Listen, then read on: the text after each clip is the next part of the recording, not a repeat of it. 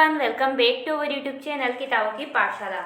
आज हम political science के क्वेश्चन बैंक के हमारी जो समकालीन विश्व में राजनीति वाली जो बुक है उसके चैप्टर नंबर 3 समकालीन विश्व में अमेरिकी वर्चस्व के सॉल्यूशन को देखने वाले हैं।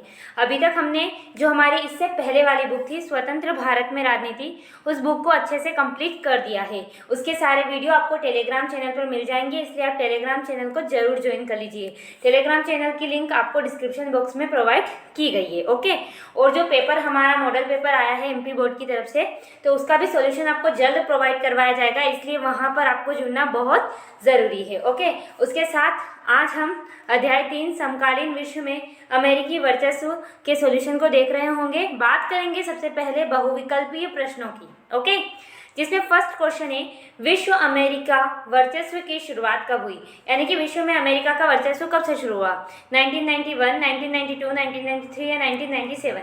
तो राइट आंसर रहेगा 1991 में। उसके बाद सेकेंड क्वेश्चन है, 9/11 की घटना के लिए उत्तरदायी है? जो 9/11 की घटना है उसके लिए कौन उत्तरदायी है? पाकिस्तान, चाइना, तालिबान या बर्मा? तो राइट आंसर रहेगा इसके लिए तालिबान उत्तरदायी है। ओके, थर्ड क्वेश्चन है, वर्ल्ड ट्रेड सेंटर पर आतंकी हमला हुआ था, कब हुआ था?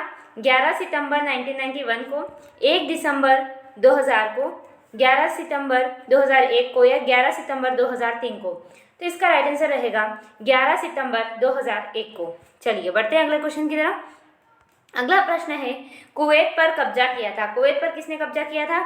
इराक, ईरान, लेबनान या तेहरान? तो राइट आंसर रहेगा इसका इराक पर, इराक ने कुवैत पर इराक ने कब्जा किया था, तो अ वाला इसका राइट रहेगा। उसके बाद पेंटागन है, पेंटागन कहाँ है, क्या है? तो ये है ही राइट आंसर रहेगा, अमेरिकी रक्षा विभाग का मुख्यालय है पेंटागन में। ओके, चलिए इस तरीके से सही विकल्प कंप्लीट होते हैं। बात करेंगे सत्य असत्य की। सबसे फर्स्ट प्रथम खाड़ी युद्ध 17 जनवरी 1991 को हुआ था, तो जी हाँ सत्य। सेकेंड, प्रथम विश्व युद्ध प्रथम विश्व का प्रथम बिजनेस स्कूल अमेरिका में खुला था, तो जी हाँ इसका भी आएगा सत्य। उसके बाद खाड़ी युद्ध के समय अमेरिकी राष्ट्रपति जॉर्ज बुश थे, तो जी हाँ इसका भी सत्य। उसके बाद अमेरिका वर्चस्व का आधार सैन्य शक्ति था, तो जी हाँ सत्य। कोलंबो अमेरिका की राजधानी है, असत्य, ये आएगा असत्य। आप मुझे बताना कमेंट में कि अमेरिका की राजधानी क्या है, कोलंबो तो है ही नहीं। ओके, उसके बाद इस तरीके से हमारे ये चारों क्वेश्चन सत्य और ये एक असत्य होगा। चलिए इस तरीके से सत्य असत्य भी कंप्लीट होते हैं। अब बढ़ेंगे खाली स्थान की पूर्ति की तरफ, यानी कि रिक्त स्थानों को भरने का काम करेंगे। सबसे महत्वपूर्ण और पहला प्रश्न है, हेगेमनी शब्द की जड़ें हैं। जो हेगेमनी यानी कि वर्चस्व शब्द है उसकी जड़ें कहाँ से? तो उसकी जड़ें हैं प्राचीन यूनान से, तो रिक्त स्थान के स्थान पर आएगा प्राचीन यूनान। ओके, नेक्स्ट है क्वेश्चन हमारे सामने, अल कायदा संगठन है, जो अल कायदा ग्रुप है वो क्या है? तो वो एक आतंकवादी संगठन है, तो रिक्त स्थान के स्थान पर क्या आएगा? आतंकवादी। ओके, चलिए अगला क्वेश्चन देखते हैं, वर्ल्ड ट्रेड सेंटर है, वर्ल्ड ट्रेड जो सेंटर है वो कहाँ स्थित है? तो वो अमेरिका में स्थित है, यानी कि अमेरिका में वर्ल्ड ट्रेड सेंटर स्थित है। उसके बाद विश्व का पहला बिजनेस स्कूल खुला था, कब खुला था? तो 1881 में खुला था। ओके, 1881 में। उसके बाद इंडोनेशिया की राजधानी है, इंडोनेशिया की राजधानी क्या है?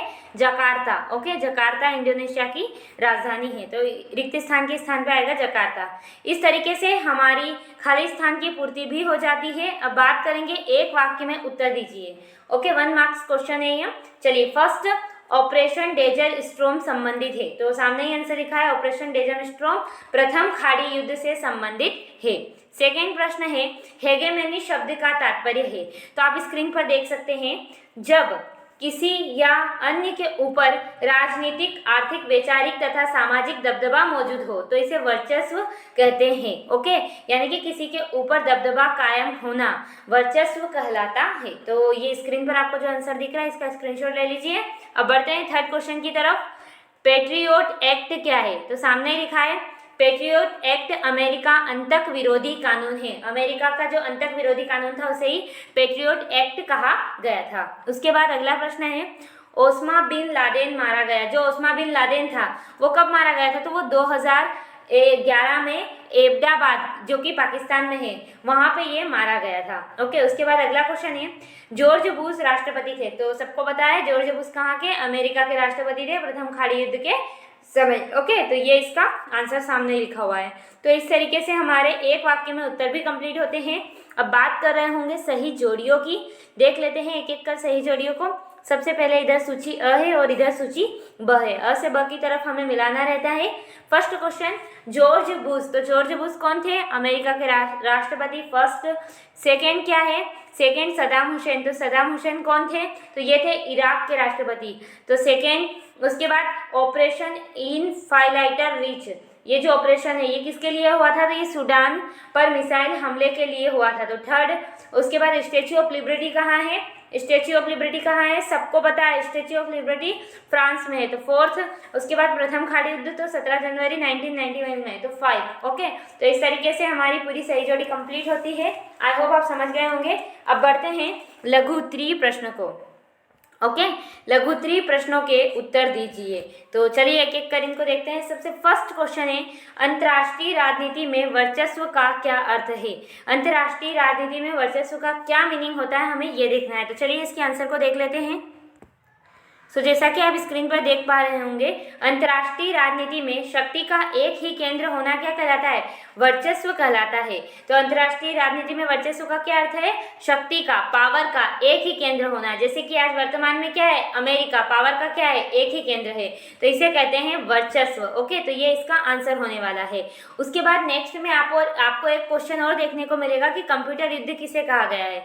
तो कंप्यूटर युद्ध प्रथम खाड़ी युद्ध को कहा गया है। तो दोनों क्वेश्चन का आंसर एक साथ देख लिया है, तो जल्दी से आप इनका स्क्रीनशॉट ले लीजिए। चलिए बढ़ते हैं अगले क्वेश्चन की तरफ। फ्रेंड, इस तरीके से हमारे दोनों क्वेश्चन एक साथ हो चुके हैं। अब अगला प्रश्न है, बैंड बैंगन रणनीति क्या है? बैंड बैंगन जो रणनीति होती है वो क्या होती है, इसको समझते हैं। चलिए, जैसा कि आप स्क्रीन पर देख सकते हैं, उत्तर, किसी देश को सर्वाधिक शक्तिशाली राज्य के खिलाफ, जब कोई ऐसा देश हो जो बहुत ज़्यादा शक्तिशाली हो, ओके, तो उसके खिलाफ रणनीति बनाने के स्थान पर, उसके खिलाफ कोई भी एक्शन लेने की जगह हम क्या करते हैं? उसके वर्चस्व तंत्र में रहकर अवसरों का लाभ, यानी कि वो जो शक्तिशाली है उसकी शक्ति का फायदा उठाने की रणनीति जब हम बनाते हैं तो उसे कहते हैं बैंड वैगन रणनीति। ओके, बैंड वैगन रणनीति क्या है? जैसे कि आज वर्तमान में देखें तो आप अमेरिका, क्या हम आज अमेरिका से झगड़ा मोल ले सकते हैं? नहीं ले सकते, पर हम और उसके खिलाफ कोई एक्शन भी नहीं ले सकते, लेकिन हम क्या कर सकते हैं? अमेरिका के साथी बनकर अमेरिका से जो हमें फायदे मिल रहे हैं उनका हम लाभ उठा सकते हैं और अपना विकास कर सकते हैं। तो इसी रणनीति को क्या कहते हैं? बैंड वैगन रणनीति कहते हैं। तो ये इसका आंसर है। जल्दी से आप इसका स्क्रीनशॉट ले लीजिए। चलिए बढ़ते हैं अगले क्वेश्चन की तरफ। फ्रेंड, अब हमारा अगला क्वेश्चन आप देख पा रहे होंगे, ऑपरेशन एंड्यूरिंग फ्रीडम क्या है? जो ऑपरेशन एंड्यूरिंग फ्रीडम अमेरिका ने चलाया था उसके बारे में हमें बताना है। तो चलिए देखते हैं ऑपरेशन एंड्यूरिंग फ्रीडम को। फ्रेंड, जैसा कि आप स्क्रीन पर देख सकते हैं, ऑपरेशन एंड्यूरिंग फ्रीडम, सबसे पहले आतंकवाद के विरुद्ध विश्वव्यापी युद्ध के अंग के रूप में अमेरिका ने ऑपरेशन एंड्यूरिंग फ्रीडम चलाया था। यानी कि जो ये ऑपरेशन एंड्यूरिंग फ्रीडम था ये किसके लिए चलाया गया था? आतंकवाद के विरुद्ध। यह अभियान उन सभी के खिलाफ चला था जिन पर 9/11 का शक था। जो 9/11 की घटना हुई थी ना, 11 सितंबर को, उसके खिलाफ ये जो ऑपरेशन था चलाया गया था। इस अभियान में मुख्य निशाना किन किन को बनाया गया? अलकायदा, जो कि एक आतंकवादी का ग्रुप है, और तालिबान शासकों को इसका निशाना बनाया गया था। अमेरिकी सेना ने पूरे विश्व में इस ऑपरेशन के दौरान गिरफ्तारियां की थी और उन्हें खुफिया जेल खानों में बंदी बनाकर रखा था। ओके, तो यही था ऑपरेशन एंड्यूरिंग फ्रीडम, जो कि किसने? अमेरिका ने चलाया था। तो जल्दी से आप इसका स्क्रीनशॉट ले लीजिए कि ऑपरेशन एंड्यूरिंग फ्रीडम क्या है। बढ़ते हैं अगले क्वेश्चन की तरफ। फ्रेंड, अब हमारा अगला प्रश्न है और प्रश्न क्रमांक 6 का लास्ट भी है, शक्ति संतुलन क्या है? शक्ति संतुलन यानी कि पावर बैलेंस किसे कहते हैं, हमें ये समझना है। तो चलिए देखते हैं।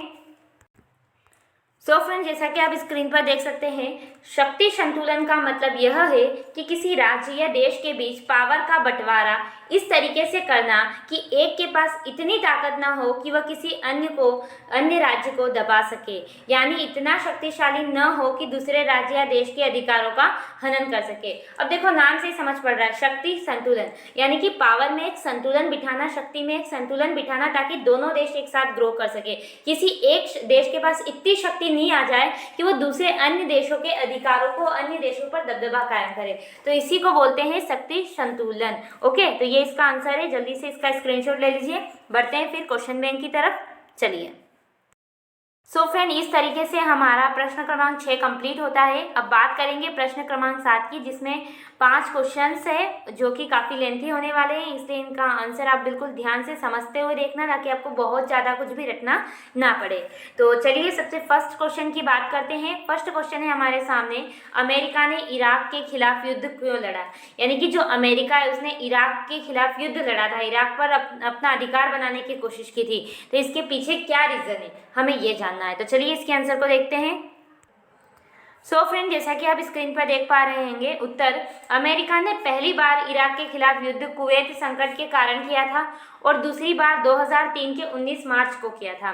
अमेरिका ने इसे ऑपरेशन इराकी फ्रीडम के कूट नाम से इराक पर सैन्य हमला किया। ओके, अमेरिकी अगुवाई वाले कॉलिशन ऑफ विलिंग्स में 40 से ज़्यादा देश शामिल थे। ओके, इन्होंने मिलकर क्या किया था, इराक पर हमला किया था। संयुक्त राष्ट्र संघ ने इराक पर इस हमले की अनुमति जबकि दी ही नहीं थी। जो हमारे यूएनओ है उसने इसके लिए अमेरिका को कोई परमिशन नहीं दी थी, लेकिन सिर्फ दिखावे के लिए कहा गया था कि सामूहिक संहार के लिए, हथियार बनाने से रोकने के लिए इराक पर हमला किया। यानी अमेरिका ने क्या बोला कि हम इराक पर इसलिए हमला कर रहे हैं क्योंकि इराक में एक ऐसे हथियार, ऐसे विपन्स बन रहे हैं जो सामूहिक संहार के लिए है, जो समाज के लिए, जो मानव के लिए नुकसानदायक है। इराक में सामूहिक संहार के हथियारों की मौजूदगी का कोई प्रमाण नहीं मिला, लेकिन जब सही तरीके से जांच की तो पता चला इराक में तो ऐसा कोई प्रमाण था ही नहीं। इससे अनुमान लगाया जा सकता है कि हमले के मकसद कुछ और थे, यानी कि ये कोई हथियारों की बात नहीं थी। हमले का मकसद क्या था, इराक का तेल भंडार। आपको पता है किसी भी देश के विकास के लिए, किसी भी देश के डेवलपमेंट के लिए तेल यानी कि ऊर्जा संसाधन होना बहुत ज़रूरी है, और इराक के पास बहुत भारी मात्रा में पेट्रोलियम जैसे तेल संसाधन हैं। तो उस तेल भंडार पर नियंत्रण करने के लिए अमेरिका ने इराक पर हमला किया। साथ में इराक में अपनी मनपसंद सरकार कायम करना चाहता था अमेरिका। इसी उद्देश्य से अमेरिका ने क्या किया, इराक के खिलाफ युद्ध छेड़ा या हमला किया। तो यही हमारे क्वेश्चन का आंसर है। तो जल्दी से इसका स्क्रीनशॉट ले लीजिए। चलिए बढ़ते हैं अगले क्वेश्चन की तरफ। सो फ्रेंड, आप स्क्रीन पर देख सकते हैं हमारा अगला क्वेश्चन है, आतंकवाद के खिलाफ विश्वव्यापी अभियान में अमेरिका की भूमिका को समझाइए। हमें ये बताना है कि जो अमेरिका है उसने आतंकवाद के खिलाफ क्या क्या कदम उठाए, जो विश्वव्यापी हो यानी कि वर्ल्ड लेवल पर उन्होंने क्या क्या कदम उठाए, इसके बारे में हमें बताना है। तो चलिए इसके आंसर को भी देखते हैं। सो फ्रेंड, आप स्क्रीन पर देख पा रहे होंगे, आतंकवादियों द्वारा 11 सितंबर 2001 को क्या होता है, अमेरिका के न्यूयॉर्क स्थित वर्ल्ड सेंटर तथा अमेरिकी रक्षा विभाग के मुख्यालय वर्जीनिया के अलीगटन स्थित पेंटागन पर किए गए हवाई हमलों से लगभग 3000 लोगों की जानें चली जाती है। क्या होता है, आतंकवादी अमेरिका पर हमला कर देते हैं 11 सितंबर 2001 को। पेंटागन हुआ, वर्ल्ड ट्रेड सेंटर हुआ, वहाँ पर। ओके, इसे क्या कहा जाता है, इस घटना को 9/11 कहा जाता है। अब इस आतंकी हमले में कौन कौन शामिल थे, एक तो अलकायदा आतंकवादियों का एक ग्रुप है, उसके बाद जो तालिबान थे वो सम्मिलित थे, उनके होने की आशंका थी। अब इस हमले की प्रतिक्रिया में अमेरिका ने क्या किया, आतंकवाद के खिलाफ कठोर कदम उठाए। उसने आतंकवाद के खिलाफ विश्वव्यापी अभियान छेड़ दिया, जिसे क्या कहा गया, ऑपरेशन एंड्यूरिंग फ्रीडम। ओके, विश्व लेवल पर एक अभियान छोड़ दिया, किसने, अमेरिका ने। अब यह अमेरिकी अभियान उन सभी के विरुद्ध था, उन सबके खिलाफ था जिन पर 9/11 का थोड़ा सा भी शक था या संदेह था। अमेरिका ने क्या किया, अलकायदा और तालिबानी को इसके प्रमुख निशाना बनाया। हालांकि अमेरिका इन दोनों को पूर्ण रूपेण तो समाप्त नहीं कर सका, लेकिन उसने इसकी ताकत को बहुत ही कम जरूर किया। देश के विभिन्न देशों में इस हमले को रोकने के लिए अमेरिका से निवेदन किया गया, लेकिन उसने सभी देशों के आग्रह को सिरे से खारिज कर अपने हमले लगातार जारी रखे। स्वयं अपने ऊपर हुए आतंकी हमले के बाद अमेरिका खुलकर आतंकवादियों के क्रियाकलापों के विरोध में सामने आया। वैश्विक स्तर पर उसने आतंकवाद को जड़ से जड़ सहित उखाड़ने के लिए विभिन्न देशों से समझौते किए तथा आतंकवाद को पोषित करने वाले देशों के विभिन्न प्रतिबंध लगाने तथा आतंकवादी क्षेत्रों में हवाई हमले कराना जारी रखा। तो इस तरीके से आतंकवाद के खिलाफ बहुत सख्त कदम किसने, अमेरिका ने उठाए। तो यही विश्वव्यापी आतंकवाद के विरोध में अमेरिका की भूमिका है। तो जल्दी से पूरे क्वेश्चंस के आंसर का स्क्रीनशॉट ले लीजिए। चलिए, आपने स्क्रीनशॉट ले लिया होगा, बढ़ते हैं अगले क्वेश्चन की तरफ। फ्रेंड, अब अगला क्वेश्चन है हमारे सामने, अमेरिकी वर्चस्व के रास्ते में आने वाले अवरोधों को समझाइए। आप सबको पता है आज अमेरिका का वर्चस्व है, आज पूरी दुनिया में अमेरिका का हेजेमनी है। तो इसके रास्ते में क्या अवरोध है, क्या ऐसी रुकावटें हैं जो अमेरिका के रास्ते में बाधा बन सकती है, उन्हीं रुकावटों के बारे में हमें बताना है। तो चलिए इसके आंसर को देख लेते हैं। फ्रेंड, जैसा कि आप स्क्रीन पर देख रहे हैं, 1991 में सोवियत संघ के विघटन ने हर किसी को क्या कर दिया, आश्चर्यचकित कर दिया। इस घटना चक्र से जहां दो महाशक्तियों में से एक का वजूद समाप्त हो गया, वहीं दूसरी अपनी पूरी ताकत अर्थात बढ़ी हुई शक्ति के साथ विश्व पटल पर कायम रही और उसका वर्चस्व रहा। लेकिन अमेरिकी वर्चस्व के रास्ते यानी कि प्रभुत्व के रूप में निम्न 3 अवरोध है, 3 ऐसी चीजें हैं जो अमेरिकी वर्चस्व के रास्ते में बाधा बन सकती है। सबसे पहले अमेरिका की संस्थागत बनावट, जो अमेरिका की खुद की बनावट है वही उसके रास्ते में अवरोध बन सकती है। कैसे, देखो, अमेरिका का वर्चस्व का महत्वपूर्ण अवरोध उसकी स्वयं की संस्थागत बनावट है। अमेरिकी सरकार के तीनों ही अंग परस्पर एक दूसरे से स्वतंत्र है, यानी कि तीनों जो अंग होते हैं किसी भी सरकार के, आप सबको पता है न्यायपालिका, कार्यपालिका, तो जो ये तीनों है ये एक दूसरे से भिन्न है, एक दूसरे से स्वतंत्र है, यानी कि एक दूसरे से कनेक्टेड नहीं है, जिसकी वजह से अमेरिका का वर्चस्व कभी खतरे में आ सकता है। ये पहला रीजन। सेकेंड, उन्मुक्त समाज। उन्मुक्त समाज का क्या मतलब है, देखो, अमेरिकी वर्चस्व के रास्ते में एक अन्य और व्यवधान या अवरोध देश का उन्मुक्त समाज है। अमेरिकी उन्मुक्त समाज में शासन के उद्देश्यों तथा प्रकारों को लेकर सदैव संदेह व्याप्त रहता है, यानी कि जो अमेरिका की समाज, अमेरिका का जो लोग हैं उन्हें हमेशा शासनों पर संदेह रहता है, शंका रहती है, जिसकी वजह से ये दूसरा कारण जो अमेरिकी वर्चस्व के रास्ते में बाधा बन सकता है। उसके बाद थर्ड कारण है नाटो। अब ये नाटो किसको, आप सबको पता है नाटो क्या है, अमेरिका का एक सैन्य संगठन था। ओके, तो देखो, वर्तमान वैश्विक पटल पर नाटो अमेरिकी वर्चस्व पर अंकुश लगा सकता है। कैसे, देखो, अमेरिकी हित लोकतांत्रिक देशों को नाटो संगठन बनाए रखने में निहित है। ओके, क्योंकि इन देशों के बाजार मूलक अर्थव्यवस्था प्रचलित है। इस बात की प्रबल संभावना है कि नाटो में शामिल राज्य अमेरिकी वर्चस्व पर आगे चलकर कुछ प्रभावी अंकुश लगा सकेंगे, क्योंकि अमेरिका भी क्या है, एक नाटो का सदस्य है। इसलिए तो ये 3 मुख्य कारण है जो अमेरिकी रास्ते में अवरोध बनकर उत्पन्न हुए। तो जल्दी से स्क्रीनशॉट ले लीजिए तीनों को तीनों। चलिए, अब बढ़ते हैं अगले क्वेश्चन की तरफ। फ्रेंड, अब हमारा अगला प्रश्न है प्रश्न क्रमांक 4, युद्ध अपराध को समझाइए। जो युद्ध अपराध होता है एक, उसको क्या कहते हैं, सबसे पहले हम डेफिनेशन समझेंगे, उसके बाद इसके विभिन्न पहलुओं पर नजर दौड़ाएंगे। तो चलिए युद्ध अपराध को समझ लेते हैं। फ्रेंड, जैसा कि आप स्क्रीन पर देख सकते हैं, युद्ध अपराध क्या होता है पहले ये समझते हैं। देखो, क्या होता है, सैनिक अथवा अन्याय व्यक्तियों के प्रतिकूल या लगभग उसी तरह के काम जिनके लिए पकड़े जाने पर शत्रुओं के द्वारा वे दंडित किए जा सकते हैं, युद्ध अपराध कहे जाते हैं। यानी कुछ सैनिक या ऐसे काम जिनके लिए पकड़े जाने पर शत्रुओं के द्वारा, यानी कि शत्रु ही, दुश्मन ही जब उन्हें दंडित करने लग जाए तो उसे युद्ध अपराध कहते हैं। जैसे कि अंतर्राष्ट्रीय कानून के विरुद्ध किए गए काम, अगर कोई ऐसा काम है जो अंतर्राष्ट्रीय जो हमारे कानून है उनके खिलाफ हो रहा है, जो अभियुक्त के अपने देश के कानून के प्रतिकूल है, युद्ध अपराध यानी कि वॉर क्राइम में अंतर्निहित होते हैं। यथा व्यक्तिगत लाभ के उद्देश्य से की गई लूट या हत्या, शत्रु राष्ट्र की ओर से या उसके आदेश से किए गए अपराध। यानी कि जब कोई देश ऐसा युद्ध जो उसके लिए फायदेमंद हो लेकिन दूसरे के लिए नुकसानदायक हो, अंतर्राष्ट्रीय कानूनों को तोड़कर कर रहा हो, तो उस देश के लिए वो जो युद्ध है वो एक अपराध बन जाता है और उसी को क्या कहते हैं, युद्ध अपराध बन होता है। आई होप आप समझ गए होंगे कि युद्ध अपराध क्या है। जब कोई युद्ध अपने मात्र व्यक्तिगत फायदे के लिए किया जाए, जिससे दूसरों का नुकसान हो, जो अंतर्राष्ट्रीय कानूनों को तोड़ता हो, जो मानवता को शर्मनाक करता हो, ऐसे युद्ध को युद्ध अपराध की श्रेणी में रखा जाता है। चलिए, युद्ध अपराध के प्रकार, बहुत सारे प्रकार होते हैं क्योंकि कोई एक प्रकार नहीं है। जैसे कि हमने इसको 4 श्रेणी में विभक्त किया है। सबसे पहले सशस्त्र सेना के सदस्यों द्वारा युद्ध के मान्य नियमों का उल्लंघन। कैसे? देखो, कोई भी सेना हुई वो क्या करे, युद्ध करे, लेकिन जो सशस्त्र नियम होते हैं, कुछ नियमों के में बंद कर हमें युद्ध करना पड़ता है, उनका जब उल्लंघन कर दे तो वो युद्ध अपराध की श्रेणी में आता है। सेकेंड, ऐसे व्यक्तियों द्वारा जब शत्रु की सेना के सदस्य नहीं हो, सशस्त्र विद्रोह। ऐसे व्यक्ति जो सामने वाले शत्रु की सेना के सदस्य नहीं है, उनसे अगर कोई विद्रोह हो तो वो भी क्या होता है, युद्ध अपराध की श्रेणी में आता है। उसके बाद जासूसी तथा युद्ध संबंधित जब कोई विश्वासघात कर लेता है तो वो भी युद्ध अपराध की श्रेणी में आता है।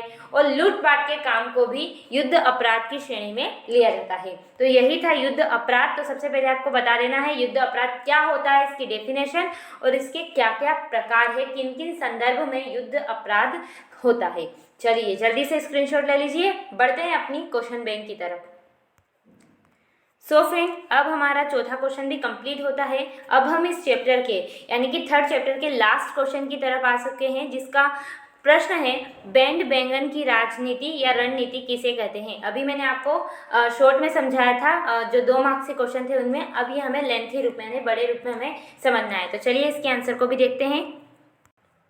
सो फ्रेंड, जैसा कि आप स्क्रीन पर देख सकते हैं, किसी देश का सर्वाधिक शक्तिशाली राज्य के खिलाफ रणनीति बनाने के स्थान पर उसके वर्चस्व तंत्र में रहकर उसके अवसरों का लाभ उठाने की रणनीति को बैंड बैंगन रणनीति कहते हैं। इतना मैंने आपको समझा दिया था 2 मार्क्स वाले क्वेश्चंस में। ओके, बैंड बैंगन क्या है? तो कोई भी शक्तिशाली पावरफुल देश है तो उससे लड़ने की बजाय ज़्यादा बेहतर ये होगा कि उससे जो अवसर हमें मिल रहे हैं उनका लाभ उठाना, उससे फायदा उठाना और उसके साथ बनकर आगे बढ़ना, उसके साथ रहकर देश का विकास करना क्या कहलाता है? बैंड बैंगन कहलाता है। ओके, अब देखो, यह जो रणनीति है ये अमेरिकी वर्चस्व से संबंधित है। वैश्विक रणनीतिकारों हेतु हमेशा यह एक जटिल प्रश्न रहा है कि अमेरिकी वर्चस्व से किस प्रकार बचा जाए। हमेशा ये प्रश्न आता है। तो इस संदर्भ में कुछ विद्वानों की मान्यता है कि अमेरिका से संघर्ष करने की अपेक्षा उसके वर्चस्व में रहकर अधिकाधिक लाभ उठाना चाहिए। उदाहरणतः जैसे एक देश की आर्थिक वृद्धि दर को शिखर पर ले जाने के लिए बाजार को बढ़ाओ, प्रौद्योगिकी हस्तांतरण करो, निवेश परामर्शक करो, और यह सभी अमेरिका का विरोध करके नहीं बल्कि उसके साथ रहकर बड़ी ही सरलता से पूर्ण किया जा सकता है। तो इसी को क्या कहते हैं? बैंड बैंगन। अगर मैं आपको शॉर्ट में समझाऊं, देखो आज अमेरिका है, कितना पावरफुल है। हमारा इंडिया है, वो भी एक ग्रोइंग कंट्री है, लेकिन अमेरिका के बराबर में नहीं है। अगर आज हम अमेरिका का विरोध करेंगे तो क्या हमें कोई फायदा होगा? नहीं, क्योंकि अमेरिका के पास इतनी पावर है कि वो हमें बड़ी ही आसानी से कुचल सकता है। लेकिन हम बड़ी ही रणनीति लगाएं और अमेरिका के साथ मिलकर काम करें, जैसा कि हम कर रहे हैं, तो क्या होगा? अमेरिका का तो विकास हो ही रहा है, लेकिन साथ साथ में हमारा डेवलपमेंट भी होगा। ओके, तो ये इसका बैंड बैंगन रणनीति, पूरी रणनीति को कहते हैं। तो चलिए इसका आंसर का स्क्रीनशॉट ले लीजिए। अब बढ़ते हैं अपनी क्वेश्चन बैंक की तरफ। सो फ्रेंड, इस तरीके से हमारा जो चैप्टर नंबर 3 था वो समकालीन विश्व में अमेरिकी वर्चस्व कंप्लीट हो जाता है। आई होप इस वीडियो से आपकी हेल्प हुई होगी। अगर हेल्प हुई हो थोड़ी भी तो प्लीज़ वीडियो को लाइक कर दे एंड इस चैनल को सब्सक्राइब कर दे। हमारी इस वीडियो को ज़्यादा से ज़्यादा लोगों तक शेयर कर दे। टेलीग्राम ग्रुप पे ज्वाइन करना ना भूले। मिलते हैं अपने अगले वीडियो में। Thanks for watching. धन्यवाद।